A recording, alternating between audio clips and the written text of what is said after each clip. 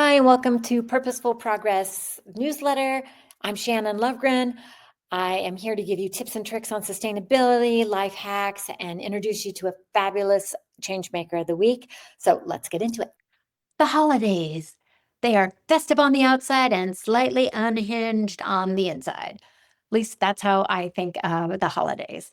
So, hi, change makers. This week has been a lot to take in and process. There's been a lot going on, and there have been so many heightened emotions that I wanted to leave you with something practical and grounding for the rest of the holidays, wherever you find yourself emotionally. So, we all know that this time of year can be a bit extra. And so, I'm leaving you here with some tips and tricks for how to survive the holiday season. Number one, and this is a big one, practice observation instead of reaction. Like me reacting to this earbud falling out of my ear while I'm trying to record this. I could just really lose my mind, but I'm not going to. You know why? Because I'm just going to observe that thing falling right out of my ear. So, for this is an example. We do not have to respond to every piece of rage bait that comes in front of us during the holiday season. When you have that uncle who is really annoying, and rather than jumping into a debate that nobody is going to win, try curiosity instead. Think, that's a really interesting point of view you have there, uncle. Um, I'm curious. Tell me more about how you came to that conclusion. And then don't jump in, just listen. Just no rebuttal, no correction, just observation, because you know you're not getting anywhere. And then just let it go. And then the same thing happens when you are stressed out in holiday traffic and someone's driving like an idiot. Instead of reacting, just observe it. Like, wow, that person seems really stressed out.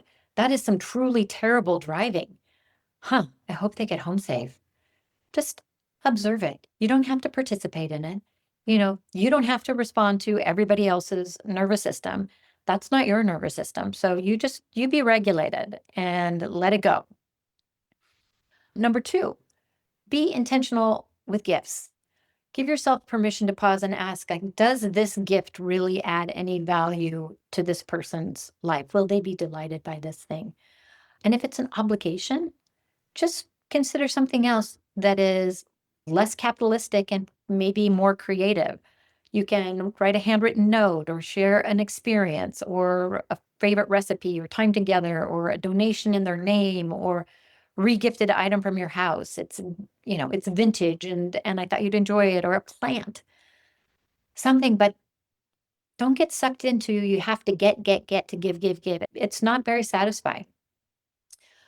And number three, if you are lonely, you are not alone. This is the loneliest time of the year, and that's okay. It's normal and it's pretty common. So, my advice to you, the tip to get out of that feeling of loneliness is to reach out to an old friend and just tell them how much you appreciate them.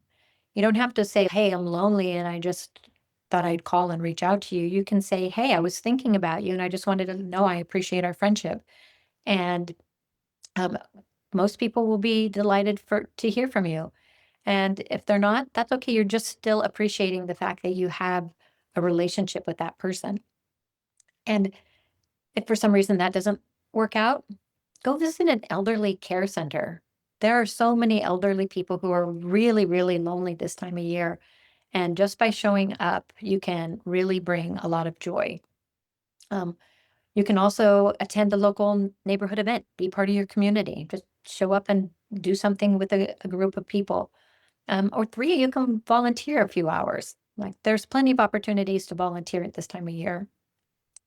And then if you are really struggling and those things are not going to work for you at all because you can't get out of bed because you are really feeling down, um, please reach out to someone who can help.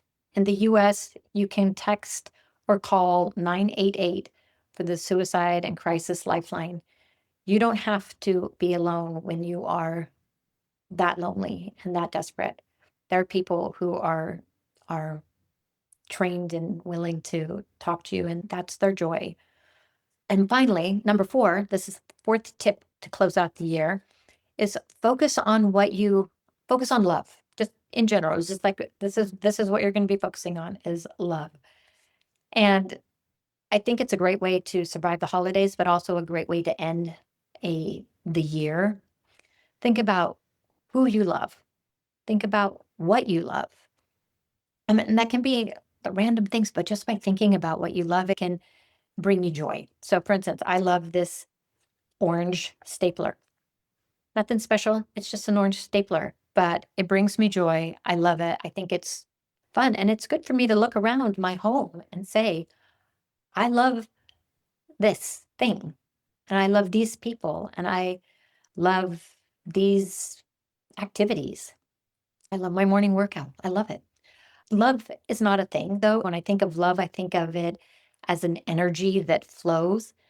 And when you're thinking about love, think about like, where can you give love? Like, where can you spray it around so that it engulfs your space like a perfume?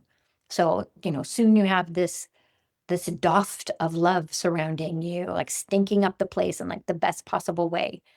And think of love like that. And then also allow yourself to receive love. Sometimes people are real love givers, but they are conditioned to not accept love. So open your heart a bit so that you can receive love and look around where people are trying to give you love. And maybe you're not seeing it because sometimes you don't see love when you're not looking for it, or you don't. And that's not just the love phenomena. That's just things like you don't notice things until you're actually looking for them. So focus on love and the love that you are receiving. And then I want to let you all know that this Sunday is the winter solstice. This is the darkest day of the year. And what that means is from Sunday until late June, it's going to get a little bit lighter and a little bit brighter every single day. The light gradually increases its presence each day. And I want that for you too. I want the light within you to expand a little bit each day. I want the love within you to expand a little bit each day as you head out of 2025 and into 2026. And now, my final thoughts of the year. This is the final Purposeful Progress newsletter of the year. So I want to say thank you so much for this first year of the Purposeful Progress newsletter.